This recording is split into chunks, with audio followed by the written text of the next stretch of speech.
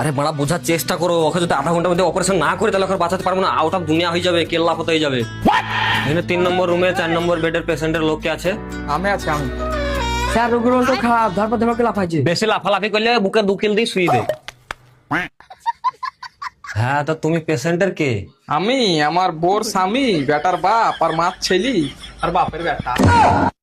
আরে ও তো বুঝলি, তো বাপের বেটা যে ভিতরে আছে ধরপড় ধরপড় করে মুরগি লাফা করে লাফাচ্ছে, ও তোর কে হয়? যা বাড়া, ও আমার কে আমি কি জানবো? তাইলে কে জানবে? কেমনি গো বাড়া, তুমি জানবা? এলে বড়া, আমি কি করে জানবো? কেমনি গো, তুমি তো ভিতর থেকে খবরটা লেন। আর বড়া যদি আজ পুলিশ হইতিম রে, ডাক্তার না হয়ে তো গুলি করে তোর মাথার খুললি আমি উড়িয়ে দিই। কেমনি গো, তুমি আতঙ্কবাদী নাকি? দেখ আমার মাথা গরম করাছিস না, কিন্তু খুব খারাপ হয়ে যাবে। যখন থেকে এসছি তখন থেকে খারাপই তো কইছো, আর খারাপ নাহি কইরবা। দেখ খুব হয়েছে, 3 নম্বর রুমে 4 নম্বর বেডে পেশেন্ট আছে, ওইটা তোর কে হয় ওইটি বল আমাকে, দয়া করে বল ও আমাকে।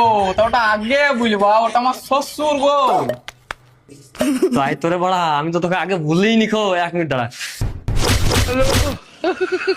হ্যাঁ, তারপর ওই শ্বশুরের অপারেশন করতে হবে। আমি তো অপারেশন করতে জানিনি গো।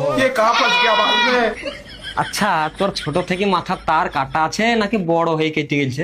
আরে বাপরে, বলো কি, মাথায় তারও ভরা থাকে? হয়ে গেল আমার খাওয়ার দরকার। আছে তো একটা মাদার বোর্ড আর 440-এর যত তার সব তোর মাথায় ভরা আছে। টাক টাক, আমি আবার ছোটখাটো এই আইলাই তো।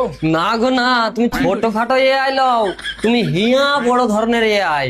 এক্ষুনি তো আমি বুঝলি অপারেশন তোমার শ্বশুরের লয়, তোমার করতে হবে।